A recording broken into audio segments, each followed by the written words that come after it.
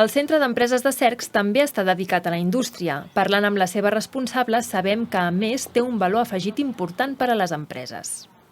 És un recinte tancat, vull dir que aquí hi ha certa seguretat que també oferiu a les empreses, no? Sí, oferim, al ser un recinte tancat, tampoc és un espai, doncs, això, no? Una miqueta que dones aquest plus de seguretat que puguin tenir les empreses en un recinte en què, a més ja es va fer una de les últimes inversions, el tema de videovigilància, també per tenir un plus en seguretat per les empreses que puguin estar allotjades en aquest recinte.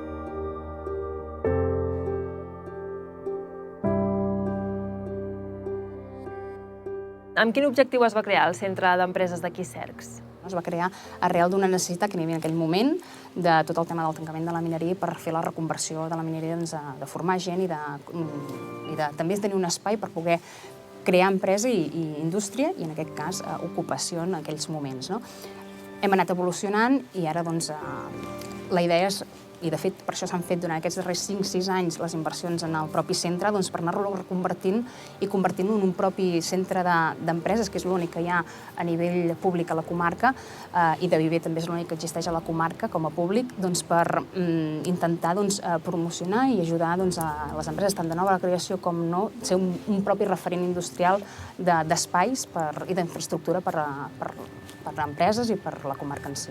Ara farem la part una mica plans d'emergència. Amb altres parts del curs us ho tornaran a recalcar, perquè en una explotació forestal hi ha una part que va referida també a això d'emergència.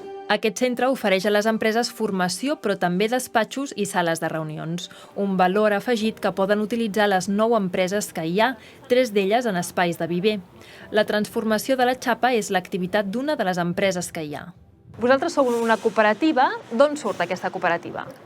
La cooperativa surt arrel d'un tancament d'empresa. Érem companys de feina d'una empresa que feia anys que funcionava, per motius de tot tipus, de crisi, de davallada de ventes, de mals entesos, una miqueta de tot. Aquesta empresa fa un tancament al passat abril, a l'abril del 2013, i nosaltres ens plantegem la possibilitat de seguir amb l'activitat perquè creiem que pot ser viable. Vosaltres heu decidit estar com a empresa ja vostra aquí al Centre d'Empreses de Cercs. Per què això? Què us ofereix estar aquí? Nosaltres ja treballàvem aquí en aquest centre i en el moment que ens van comunicar que hi havia aquest tancament ens vam posar en contacte amb l'agència i ens van oferir la possibilitat de fer aquesta empresa, de muntar una nova activitat amb el seu suport, acompanyant-nos una mica en aquest camí d'engegada.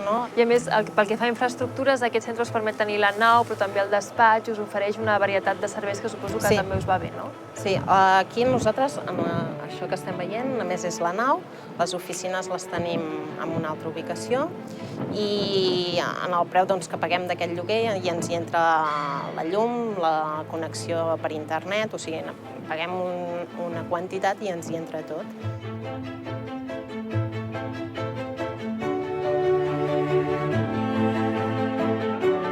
Tal com hem comprovat, la indústria segueix tenint molta importància en alguns municipis. Per tant, les polítiques encaminades a dinamitzar-la són claus.